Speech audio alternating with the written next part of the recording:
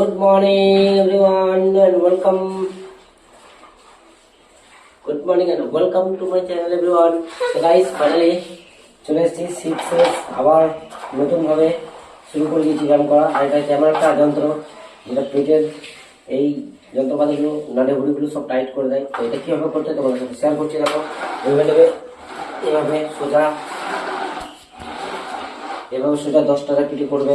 আবার এধারে একবার এধারে একবার